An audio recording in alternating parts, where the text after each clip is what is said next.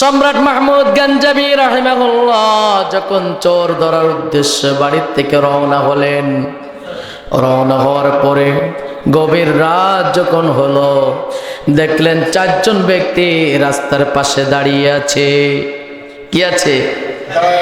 দাঁড়িয়ে আছে। সম্রাট মাহমুদ কে দেখায় ওই চারজন চোর বললেন, ও ছেঁচড়া চোর, আমিও যেমন ব্যক্তি মনে হয় তুমিও তেমন ব্যক্তি। বলেন তো দেখি, যে যেমন ব্যক্তি তার তেমন মনের ভিতরে আছে না নাই? কেউ যদি চুরি করে বলে আমার মতো ও মনে হয় চোর, ঠিক কিনা? দেখবেন মসজিদে কমিটি যদি ইমামের পরে পিসাদ দেয় যে তুমি টাকা এ করেছো ও করেছো, ওর খেসলাত ওইটা ছিল, নইলে কথা বলবে কেন, ঠিক কিনা? তেমনি ভাই এমন বিভিন্ন বিষয়, কেউ যদি ফজরের সময় ওই পুকুরে যদি উজু করে, অপর প্রান্ত আর একজন যদি থাকে, ও মনে হয় আমিও যেমন উজু করছি ও ব্যক্তিও উজু করছে। আবার এ ব্যক্তি যদি কুকর্ম খারাপ কর্ম করে যদি উজু করে কিংবা গোসল করতে যায়, বলবে আমার মতন ওই ব্যক্তিও, ঠিক কিনা? কথা কি বললাম? তেমনি ভাবে সম্রাট মাহমুদকে বললেন যে আমাদের মতন তুমিও মনে হয় ছেঁচড়া চোর। সম্রাট মাহমুদ চোরকে চিনে ফেললেন, বললেন ঠিক আছে আমিও তোমাদের মতো। সম্রাট মাহমুদ তাদের কাছে গেলেন, গিয়ে বললেন তোমরা কারা? তখন তারা বলল আমরা চারজন ব্যক্তি, আমরা হলো ইন্টারন্যাশনাল চোর। কি? ইন্টারন্যাশনাল চোর। এবার সম্রাট মাহমুদকে বললেন তুমি মনে হয় ছেঁচড়া চোর, তোমার সাথে কোনো লোক নাই, তুমি যেহেতু ছেঁচড়া চোর তুমি আমাদের সাথে চুরি করতে পারো, আমাদের দলের অন্তর্ভুক্ত হতে পারো, কারণ আমাদের দলের লোক সংখ্যা হলো কয়জন, আর তুমি হলো একজন। যদি আমার সঙ্গে আসো তাহলে আরো বেশি হয়ে যাবে, 5 জন হয়ে যাব। কয়জন? সম্রাট মাহমুদ গঞ্জাবি রাহিমাহুল্লাহ নিজের পরিচয় দিলেন না, এবার বললেন ঠিক আছে তোমরা তো চুরি করবা মিয়া, তোমাদের সঙ্গে তো যাব, তোমাদের কি যোগ্যতা আছে? যোগ্যতা তো দরকার, যোগ্যতা দরকার না? এবার তারা বলল ও চোর আমাদের তো অবশ্যই যোগ্যতা আছে। প্রথম একজন বলল আমার যোগ্যতা হলো যখন বাড়িতে যাই চুরি করতে, ওই বাড়িতে যদি কোনো কুকুর থাকে, কুকুর যদি ঘেউ ঘেউ করে, কেউ গো করলে কেউ না বুঝলে ওই কুকুরের বাসা আমি কিন্তু ঠিকই বুঝতে পারি। যোগ্যতা কম, কথা বলে না, ঘুমাই গেলেন আপনারা? যোগ্যতা কম নাকি? এবার সম্রাট মাহমুদ গঞ্জাবি রাহিমাহুল্লাহ বললেন আহারে তোমার তো বড়ই যোগ্যতা। দ্বিতীয় ব্যক্তি চোরের কাছে বললেন তোমার কি যোগ্যতা আছে? বললেন আমার যোগ্যতা কিন্তু কম নাই। যখন মালিকের বাড়িতে চুরি করতে যাই, চুরি করতে যাওয়ার পরে যদি মালিকের ঘরে যদি তালা লটকানো থাকে, আটকানো থাকে, ওই তালা খোলার জন্য তালা ভাঙার কোনো প্রয়োজন হয় না, চাবি লাগে না, কিচ্ছু লাগে না। সম্রাট মাহমুদ গঞ্জাবি রাহিমাহুল্লাহ বললেন কেমনি ভাবে তাহলে তালা খোলো? বললেন আমার যোগ্যতা হলো ওই তালা দেখি আর 2 হাত দ্বারা তালি মারি, তালি যখনই মারি তখনই ওই তালাগুলো যখন তখন খুলে যায়। কম যোগ্যতা? কথা বলেন? অনেক যোগ্যতা। সম্রাট মাহমুদ গঞ্জাবি রাহিমাহুল্লাহ হা করে তাকিয়ে থাকলেন, বলে কি রে? তৃতীয় ব্যক্তিকে বললেন তোমার কি যোগ্যতা? বলেন আমার যোগ্যতাও কি কম। যখন বাড়িতে যাই মালিকের বাড়িতে, চিন্তা করি কোন ঘরে বেশি মাল সামানা আছে, মানুষ নাক দ্বারা এ জিনিস ও জিনিস শোকে, আর আমি বাড়িতে গিয়ে ওই ঘরে ওই মাটিতে শুকার সাথে সাথে আমি টের পাই কোন ঘরে বেশি জিনিসপত্র আছে। 3 জনের 3 যোগ্যতা। এবার সম্রাট মাহমুদ গঞ্জাবি রাহিমাহুল্লাহ 4 জন ব্যক্তি, চতুর্থ ব্যক্তিকে বললেন তোমার কি যোগ্যতা আছে? ওই ব্যক্তি বলল ও ছেঁচড়া চোর আমার যোগ্যতা হলো আমার তেমন কোনো যোগ্যতা নাই, আমি হলাম রাতকানা। কি কানা? আমি রাতকানা, রাত্রে কিচ্ছু দেখি না, তবে আমি একটা জিনিস আমার যোগ্যতা আছে, রাত্রে না দেখলেও রাত্রে বেলায় যে আমার সঙ্গে থাকে দিনের বেলায় টের পাই। কি পাই? দিনের বেলায় টের পাই। সম্রাট মাহমুদ গঞ্জবি রাহিমাহুল্লাহ কথা শোনার পরে চোরের সর্দার বলল, ও নতুন চোর, আমাদের যোগ্যতা তো তুমি শুনলা, আর আমাদের সাথে তো তুমি চুরি করতে যাবা, তোমার কি যোগ্যতা আছে? কারণ আমাদের যোগ্যতা তো বলেই ফেললাম, তোমার যোগ্যতা তো লাগবে। সম্রাট মাহমুদ গঞ্জবি রাহিমাহুল্লাহ বললেন, আমার কোন কম যোগ্যতা নাই, আমার যোগ্যতাও আছে। কিন্তু সম্রাট মাহমুদ বানিয়ে বানিয়ে বললেন যে তার যোগ্যতার কথা। কি যোগ্যতা? যখন আমি চুরি করি আর ধরাই পড়ে যাই, যখন চুরি করি আর ধরাই পড়ে যাই, যখন বিচারের কাস্টে দাঁড়ায়, বিচার যখন হয়ে যায়, রায় যখন হয়ে যায়, যাওয়ার পরে আমি পাশে গিয়ে দাঁড়িয়ে চুলকানেও সারা এই মামলাটা যখন তখন ডিসমিস হয়ে যায়। চারজন চোর বলছে, আরে তোমারই তো দরকার, কোন ক্রমে যদি ধরাই পড়ি মামলা তো কি বলেন? আপনার আলোচনা শুনছেন তো, বুঝছেন? মামলা কি ডিসমিস। এবার সম্রাট মাহমুদ গঞ্জবি রাহিমাহুল্লাহ চোরের সর্দারকে বললেন, এখন তোমাদের মিশন কি? আজকে কার বাড়িতে চুরি করতে যাবা?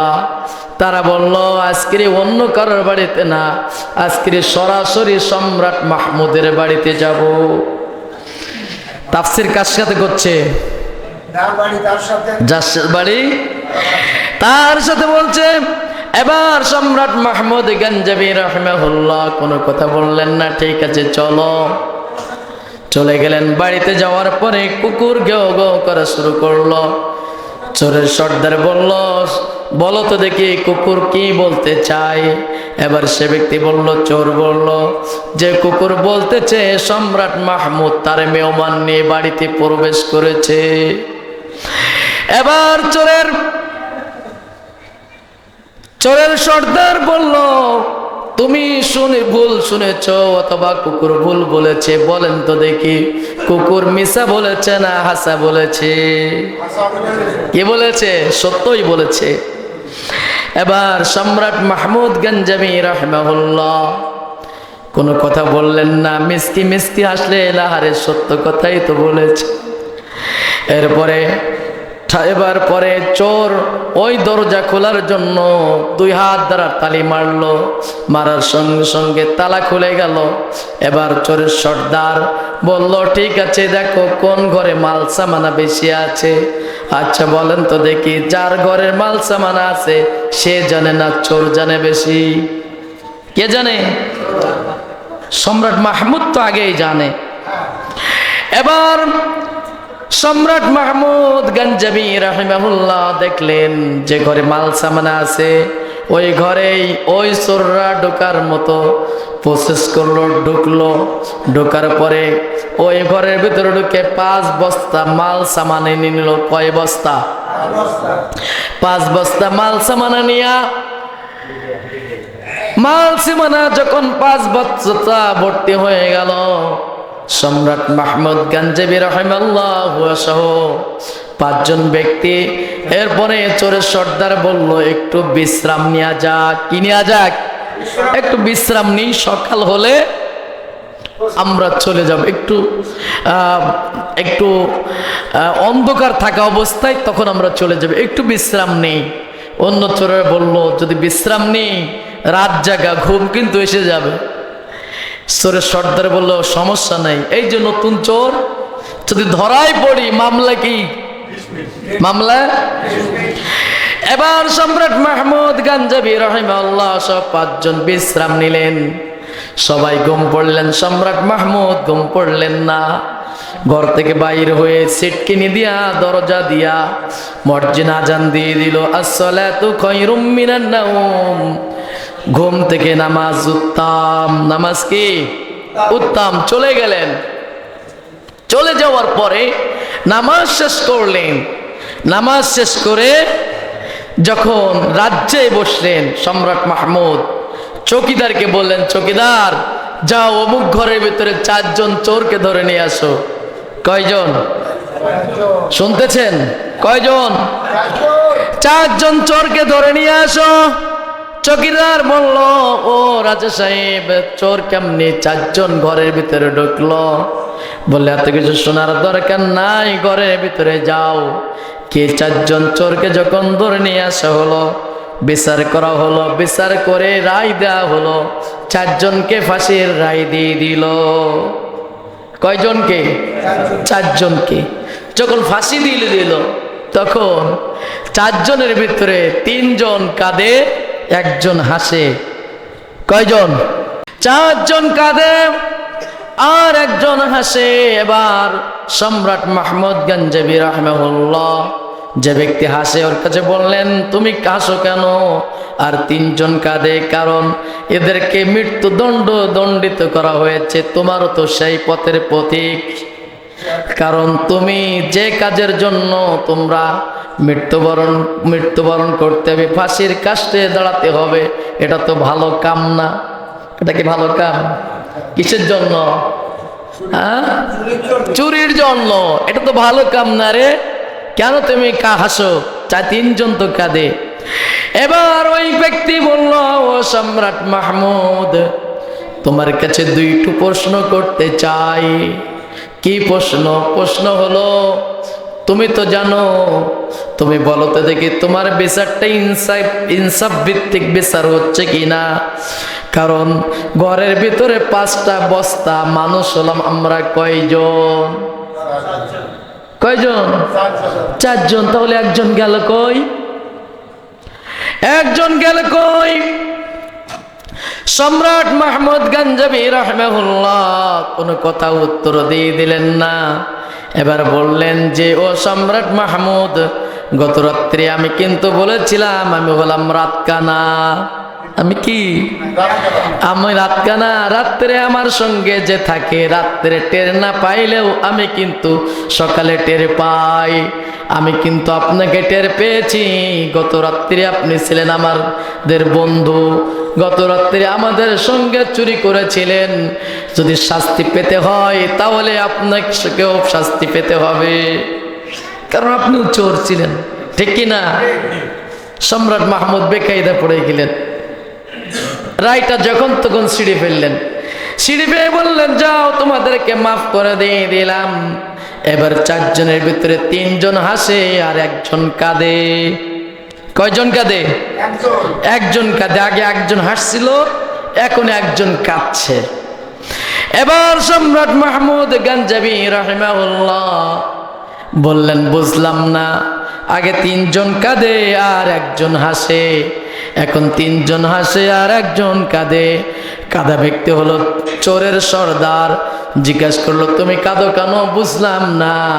এবার চোরের সর্দার বলল, ও সম্রাট মাহমুদ গঞ্জাবি রাহিমাহুল্লাহ, গত রাত্রে একদিন বন্ধুত্ব হওয়ার কারণে যত অপরাধ করেছি মুহূর্তের ভিতরে তুমি আমাদেরকে মাফ করে দিয়ে দিচ্ছ। অথচ আমার মাওলার যদি বন্ধু হতে পারতাম, আমার মাওলা আমাকে মাফ করে দিয়ে জাহান্নাম থেকে বাঁচিয়ে জান্নাতের ভিতরে প্রবেশ করাতেন। সুবহানাল্লাহ, জোরে বলে সুবহানাল্লাহ।